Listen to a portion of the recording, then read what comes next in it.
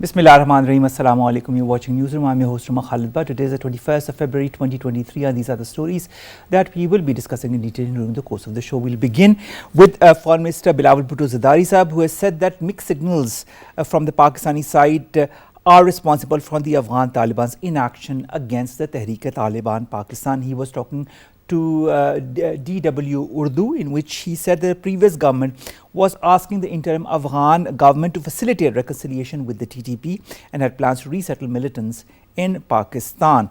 Also, Pakistan and Afghanistan, as you well know, have exchanged fire on the Torkham border on Monday, leaving a border guard injured. Also, the Afghan Taliban on Sunday shut the border crossing, accusing Pakistan of reneging on its commitments. This and more is going to be discussed in our first segment. Our second story, ladies and gentlemen, today concerns Pakistan, that has received positive signals from China and the Kingdom of Saudi Arabia for financial support at a time when Pakistan needs it the most, and also at a time when the consultations between Pakistan and the IMF are going on. Bilawal Bhutto Zardari Sahab also met his Saudi counterpart and the Chinese foreign policy chief on the sidelines of the Munich Security Conference. We'll also be discussing the IMF chief's interview, in which he has talked about certain institutional reforms that Pakistan needs to go through as far as moving forward with its deal with Pakistan is concerned. This is going to be our second story. And finally, we are going to talk about Turkey. Another earthquake strikes the country, which is, of course, 2 weeks after a larger one that killed more than 47,000 people. The magnitude was 6.4. The epicenter was near the southern Turkish city of Antakya, and it's what felt in Syria, Egypt, and Lebanon. Our heartfelt condolences for our Turkish brothers, and of course we feel and we pray for our brothers in Turkey. Let's come with our first segment. Let's begin with that concerns the situation as far as Afghanistan and the Tehreek-e-Taliban Pakistan is concerned, and the statement by Bilawal Bhutto Zardari concerning TTP and the previous government. More in the following report.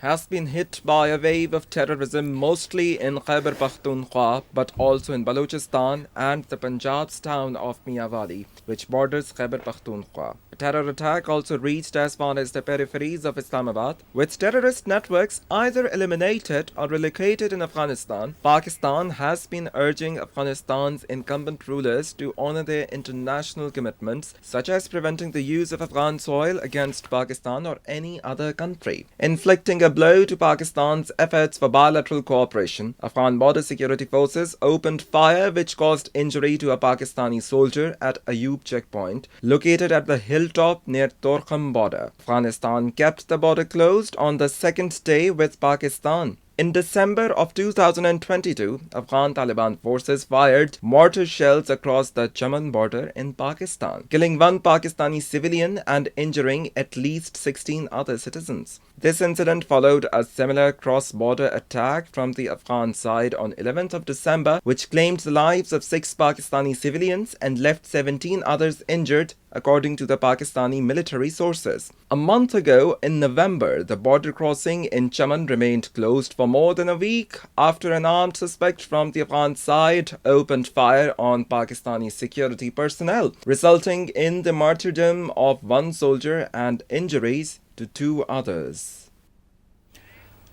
Lieutenant General Raza Muhammad Khan Saab, defense analyst, joins us online. So thank you very much to have joined us. The interview that Bilawal Bhutto Zardari Saab gave to Deutsche Welle Urdu and also to the CNBC very recently talks about Pakistan's efforts, and also how Pakistan's government took, the previous government took some decisions that did not bode in favor of Pakistan and its security situation that Pakistan is embroiled with currently. How do you see this? Okay, Bismillah ar-Rahman ar-Rahim. I think what was being referred to was that in the past, I think the government of Pakistan have been giving some incentives and some disincentives to the TTA and even some to the TTP. Essentially, because the Afghan government wanted us to start some kind of a dialogue with the TTP. But we all know, that the TPP is a defunct and totally an illegal entity. And in the interest of peace, I think the previous government decided to start a dialogue with them at a very low level, because at any higher level, they have no locus standi, to talk with the government of Pakistan.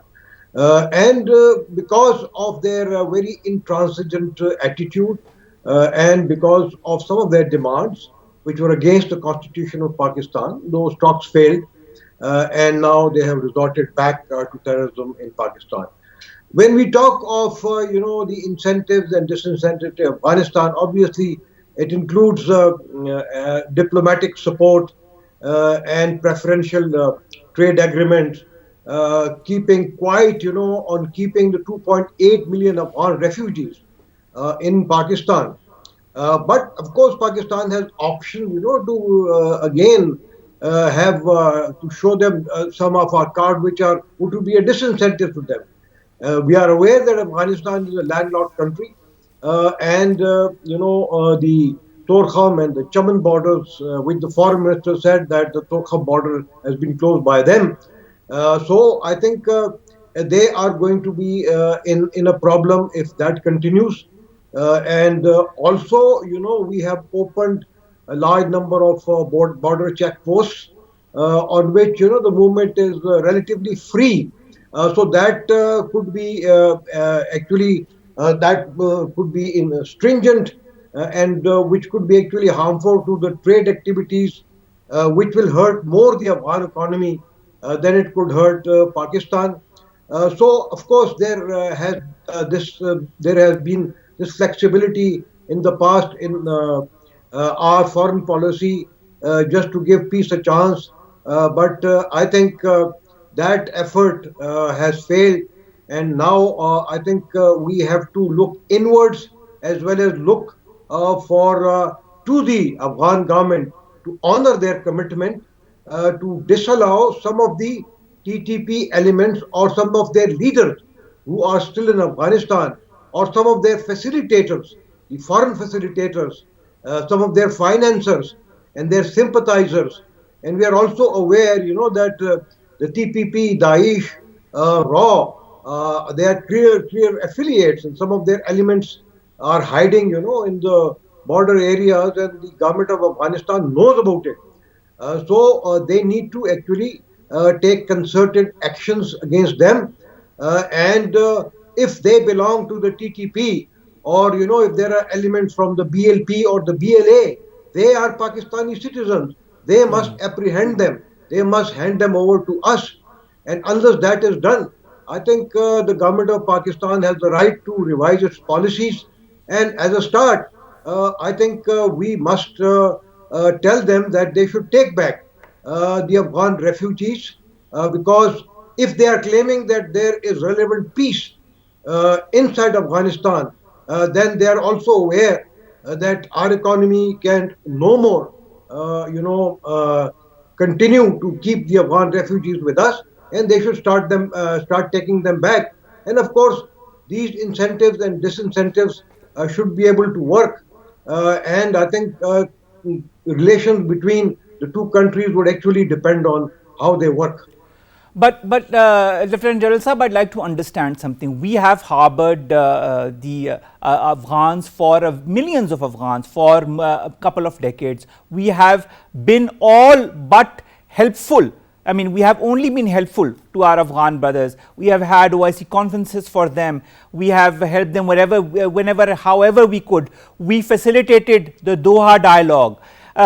Does the current Afghan government realize the fact that it was because of Pakistan that they sat down with the US for talks in Doha? Secondly, in your point of view, what is the rationale behind closing down the Torkham border and then for exchanging fire today across the Torkham border where one guard is injured?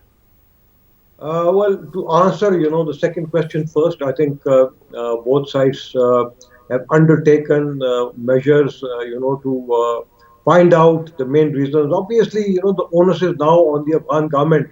If they've closed this border, they are going to suffer more. If they keep it indefinitely closed, as I said, they are a sovereign country and it is their responsibility. But we will not tolerate, any hostile action from them, which could hurt our border guards or our security personnel there on our side. And if they do that, obviously we will respond, with force, and that may not be good for the relations between the two countries. Coming back to to your first question, of course, this is a question which we have raised internationally and also in bilateral relations with the government of Afghanistan, but mainly, I think, through their foreign ministry. I think we need to expand and enhance uh, communicating these concerns to Afghanistan at multiple levels.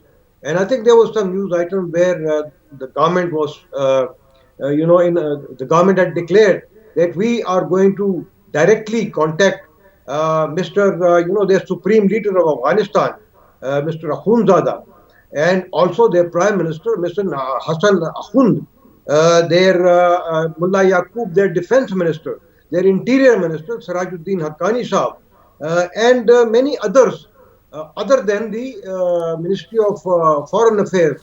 That, I think, is the right approach. That must be done, and I think it needs to be pursued. And also we need to understand that there are some differences, according to the media, between the two major groups of the Afghan Taliban, and there are these Kandari Taliban, and there are these Haqqani Taliban.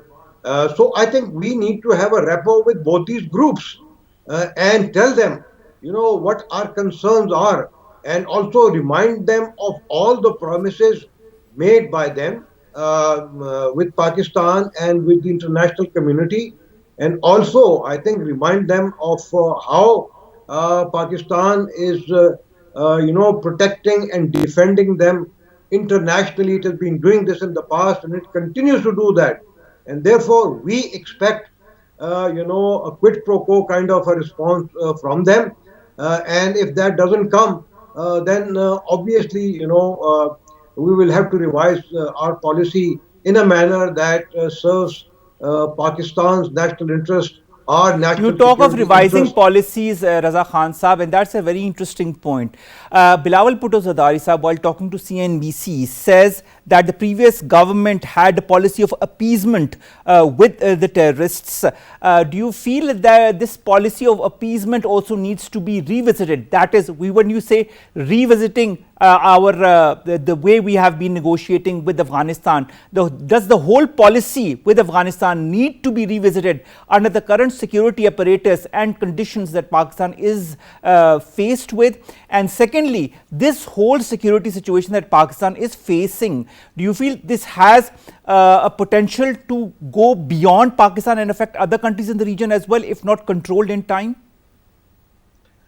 I think when we come to our policies with Afghanistan, then obviously to the people of Pakistan and to a common citizens, when he sees terrorism emanating from Afghanistan, or when he sees that terrorism inside Pakistan by TTP and their affiliates is not condemned by the government of Afghanistan clearly, then I think the people of Pakistan expects a different kind of relationship with the Afghan government, and they are of the view that we should not give them any incentives. And once we continue to give them those incentives, then the people of Pakistan, I think, are right in saying that we are probably appeasing the Afghanistan government. But I think we need to realize that, let's say, kinetic actions alone against, the Afghan government or the elements which are on that side of the border may not be actually may not work, and therefore we need to continue our policies of incentives and disincentives. I have made a mention of three or four of them. There are actually many more such like measures which Pakistan is capable of doing, and the Afghan government must be very clearly told that Pakistan will be compelled, to increase the disincentives and withdraw all the incentives that I mentioned And I think probably that is going to work. But more important than that, I think is to tell them at the highest possible level that if suicide bombers are being sent inside Pakistan, and if they are facilitated, financially from Afghanistan, or there are sympathizers there, then at their religious level they should issue an edict or a fatwa condemning it and calling it un-Islamic. I think we need to demand that, and it is not only at the political level. We need to demand this at the religio-political level also. We have tried that in the past, and I think some of our religious leaders, they have influence on some of the Taliban religious leaders in Afghanistan, and I may name a few of them. I think they need to ask that they issue a specific edict or fatwa to declare these terrorist activities in Pakistan un-Islamic, and that is probably going to have, I think, a major effect on reduction, if not altogether, end to TPP terrorism inside Pakistan. Raza Saab, do you feel that in addition to influencing them through such fatwas, there is a need for capacity building of the Afghan government, as has been highlighted by Bilawal Bhutto Zardari Saab at the Munich Security Conference, where he said, quote unquote, that the international community needs to help in capacity building of the Afghan interim authorities to take on the threats of terrorism. Do you feel this is a possibility that could be taken up by the powers that be? Well, I think we can only, tell them what is needed, because there is the issue of the Afghan government's capacity. Obviously, it is there. But how to build that capacity, I think that's a very difficult undertaking because of, the sanctions are still there. It's both financial sanctions and UN sanctions. They still hold in place. So I think that is going to be quite difficult. But in addition to that, I think the Afghan government and Taliban should first show the will, to use their capacity. That is a very important point, Raza Khan Saab. You say showing the will. Do you feel in a personal capacity that there is a lack of will by the Afghan interim government to persuade the TTP or other such factions to continue their terrorist activities beyond the Afghan soil? I think we haven't seen, any clear will on that account.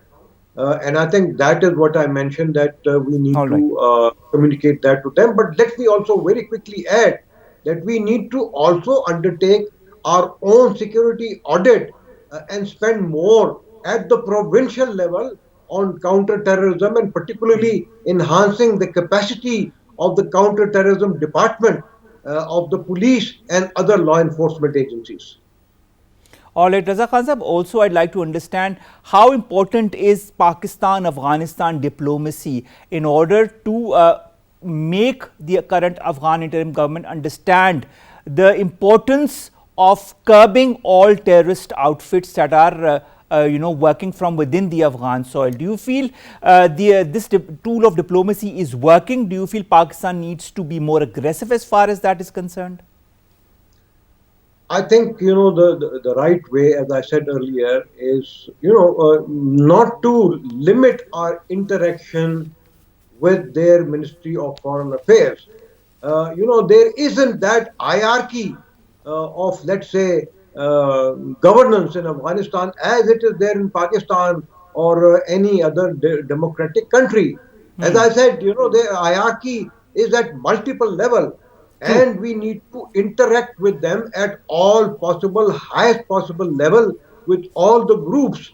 And I think the government of Pakistan needs to start that immediately. It is in the interest of both the countries. I think if let's say, our Prime Minister has to go and meet the Afghan Supreme Leader or their Prime Minister, I think we should be looking forward for that, and so should Afghanistan be looking forward to that. That I think will also help, in the international image of the Afghan government, and similarly at all other levels, because there have been, senior level diplomats visiting Afghanistan, but from their side, there have been very limited visits, and I think we need to encourage such visit by them and such interactions, as I said, at multiple levels.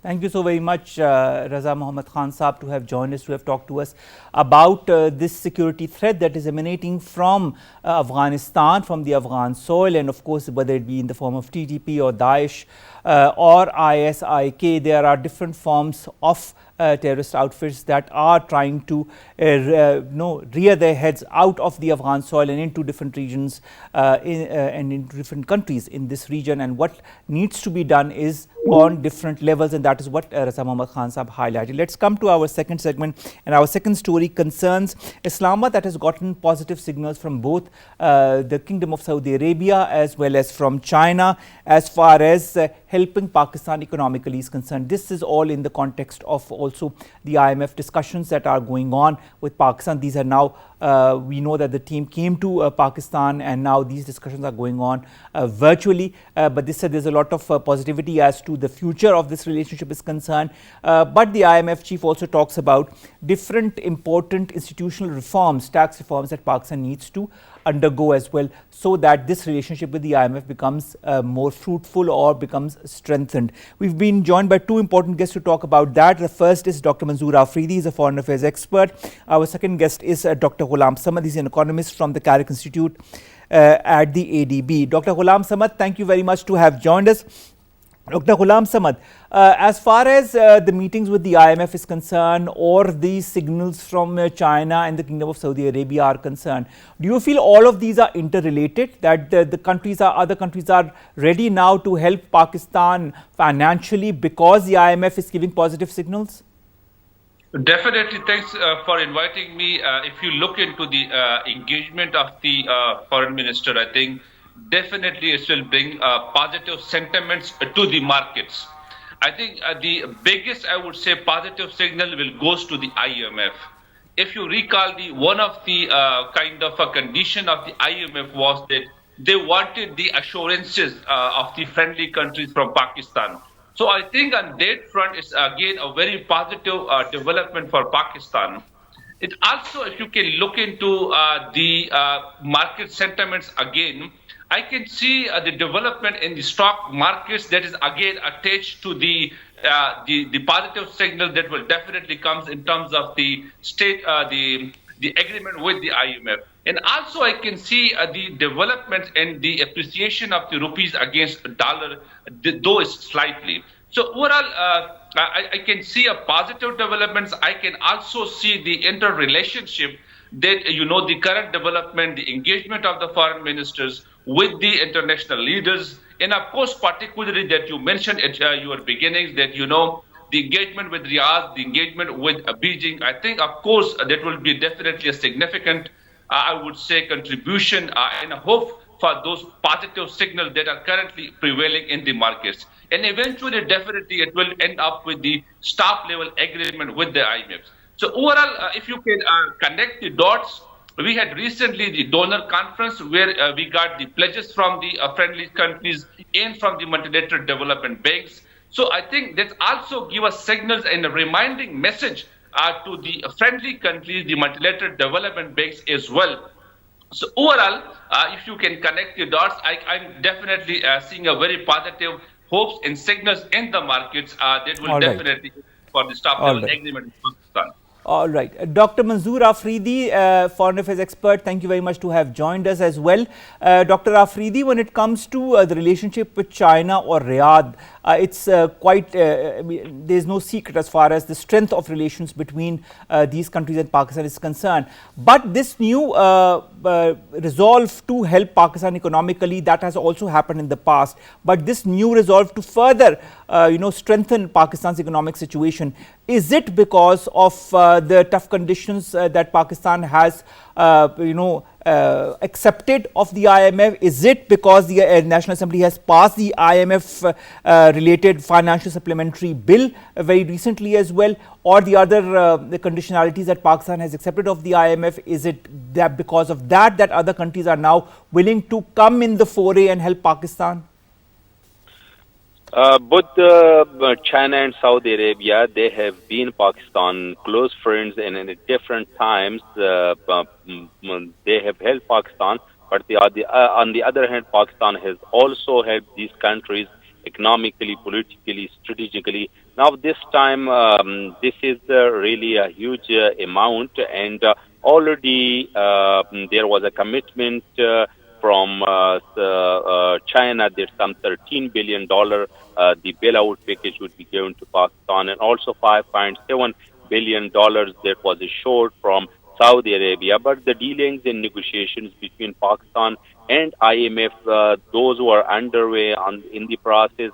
So that's why it was not made possible. Now, these trusted friends of Pakistan, now they are in a position to help Pakistan. As far as the question is concerned, I think that's not pressurized or pressure from the IMF or the tough conditions what Pakistan has signed with the International Monetary Fund. But on the other hand, it is their traditional friendship and a strong bond between Pakistan and Saudi Arabia, and also between Pakistan and China. And it's not for the first time under the China-Pakistan economic corridor. There is a huge investment, and also some loans are given to Pakistan. And if you remember, and back in 1998, when Pakistan tested its nuclear arsenal, so there were economic sanctions on Pakistan from Western countries, from United States, from the UN, and it was then the Saudi Arabia who helped Pakistan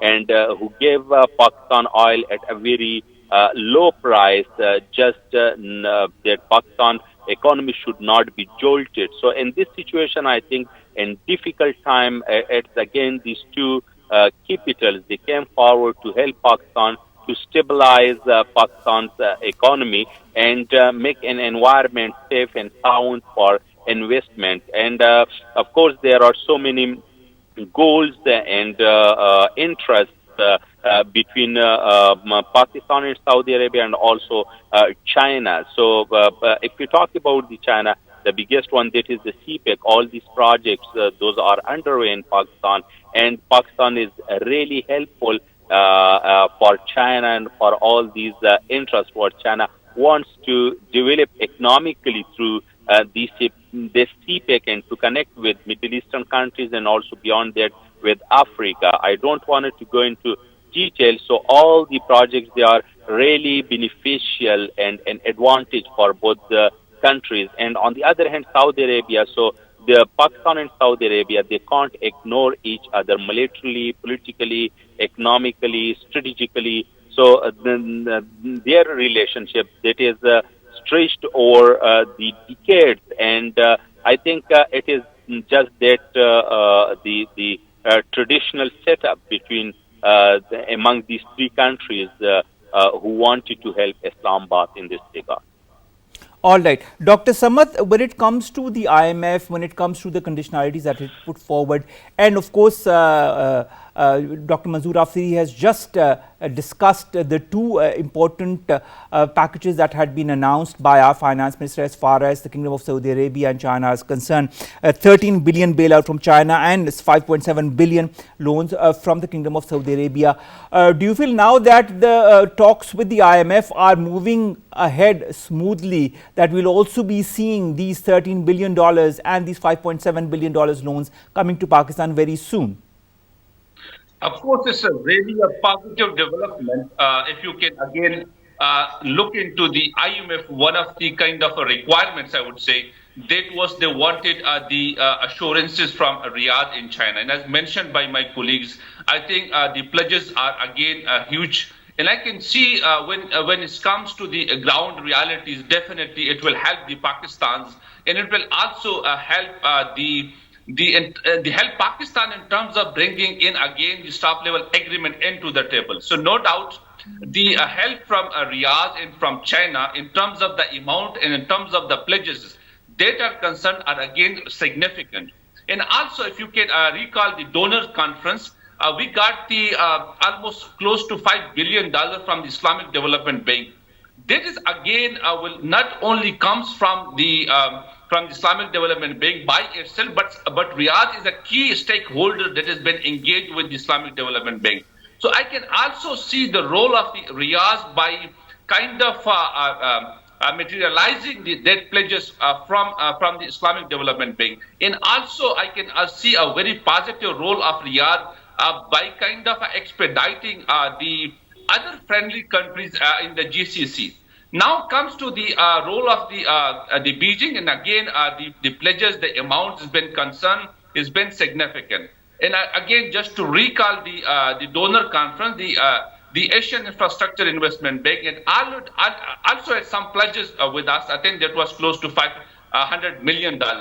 So there again, by playing the role of the Beijing is again very important. So let me sum up. The role of the Beijing and the role of Riyadh not only is important in terms of the bilateral pledges that has been mentioned by you and my friends. I think it has a very prominent and very significant role in the multilateral development banks as well. And also I can see the positive role from the commercial banks as well. So it's not just by kind of engaging the Riyadh and Beijing for the bilateral pledges. They can play a significant role by motivating the multilateral development banks, and they can also play a significant role by kind of nudging and pushing the friendly countries as well. So no doubt the role has been huge, the role has been significant, and I can see their attachment, their relationship with the IMF staff level agreement as well. So yeah, I can see a positive role for the markets in Pakistan as well. All right, Dr. Manzoor Afridi Saab, when it comes to the Kingdom of Saudi Arabia, the finance minister of our brotherly country has said his country is discussing with the World Bank and other institutions how it can be more creative to provide support to Pakistan. This was said at the World Economic Forum recently. How important is that statement as well? And how do you foresee the Kingdom of Saudi Arabia helping Pakistan stand on its own 2 feet as it has in the past in the coming months? I think it's really important because every time both countries, they have helped each other, and the case of World Bank, that is also significant. And I think and I hope that Saudi Arabia can also get benefit and a kind of leverage to get from World Bank to Pakistan as possible. If we see the relationship, the strategic relationship, the economic one between the Riyadh and Washington, and also between Saudi Arabia with so many multilateral fora, including the World Bank, nobody can deny it. That is ever growing. That is very strong in this regard.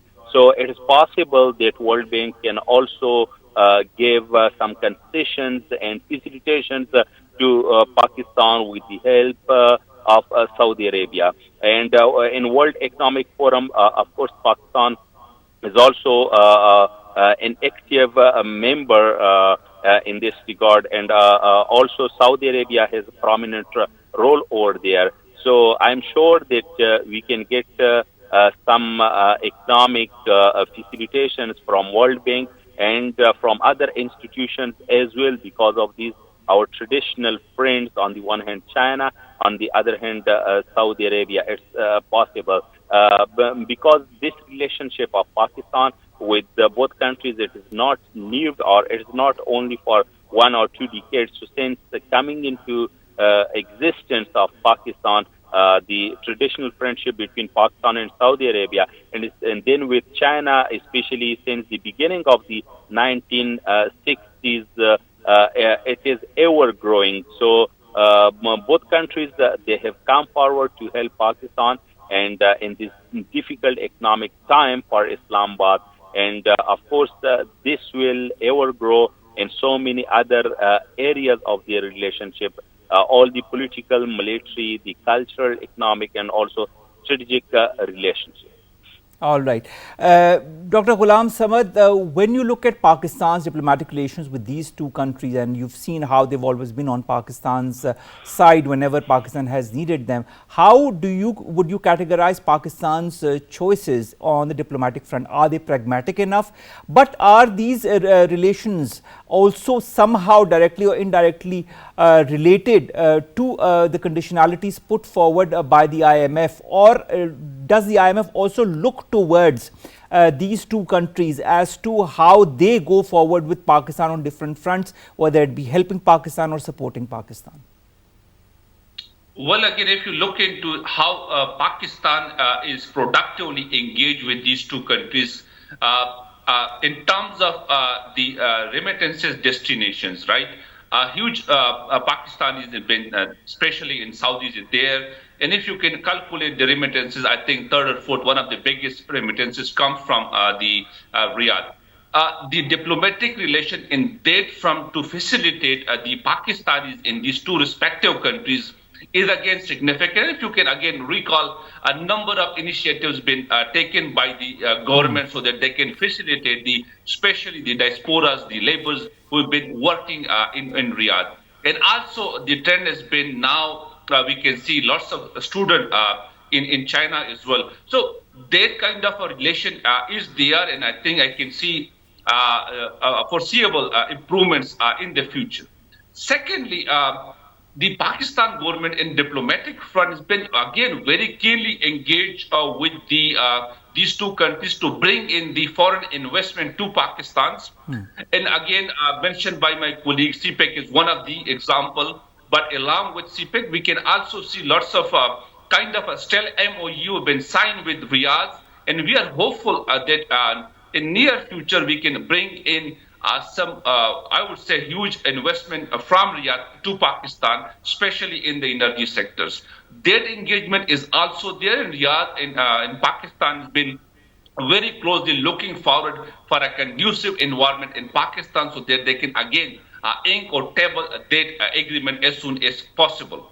And I think finally, in terms of how we can, especially Pakistan, can diversify their exports markets to Beijing and to Riyadh, and we have seen that the FTA free trade agreement 2 that was revised and been finalized and now operationalized with China, and we can see some good improvement in terms of trade for Pakistan. We are also looking forward to sign FTAs or PTAs with Riyadh and UAE as well. So that is something on the economic front. I can see the diplomatic relationship has been there.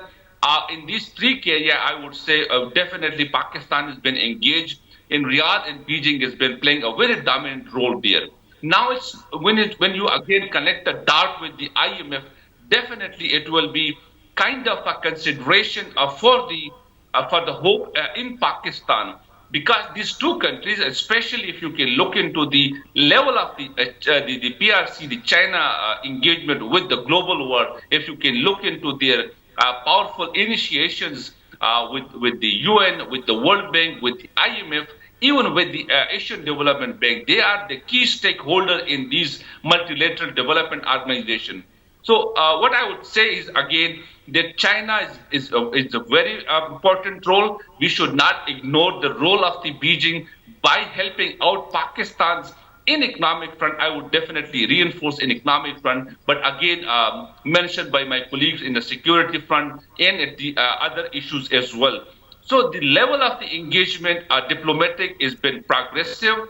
I think China and Saudi has been helping out Pakistan in different fronts. We should look forward to this engagement in near future as well. The issue or the question is that how we can basically make them more fruitful, so that by the end of the day, the Pakistan's economic condition can get benefit of this. That's a very important point, and that is the question I'm going to put to Dr. Manzoor Afridi. How can we make this relationship with the Kingdom of Saudi Arabia and the People's Republic of China more fruitful for the benefit of Pakistan and for the benefit of the collaboration, cooperation that we currently have with these two countries? This is a really important question. I think as Pakistan enjoys good and cordial relationship with both Beijing and Riyadh. Our relationship is also ever growing. So now we can also develop in so many other areas, especially in cultural aspect. Again, I would refer to China-Pakistan Economic Corridor. Of course, there are many advantages.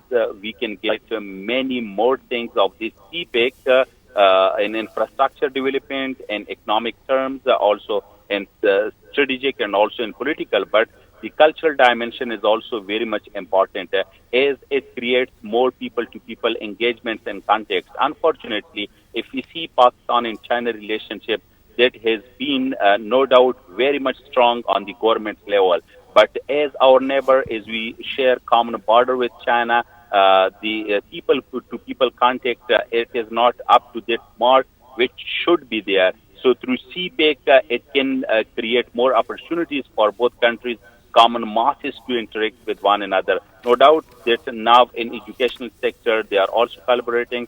Some Chinese students, they are studying here in Pakistan, and many Pakistani students, they are doing their bachelor's, master, and even PhD degrees, and even postdoctorates and other projects within the Chinese universities. But the real people-to-people contact and can be developed with more professional institutions, so with the Confucius Institute, how those are working within Pakistan, and with the projects of the CPEC. Another thing that is important, that is the regional level understanding. So it's already there between Islamabad and Beijing, but it can be promoted to a much more higher level between the two capitals. And especially I would refer here to the regional organizations, and the most important, that is the Shanghai Cooperation Organization. So Pakistan is now a member within this organization, and no doubt that there are consultations between the two countries on many fronts, on many issues, including the terrorism, including political stability, and also the economic boost, and also the energy cooperation within this organization.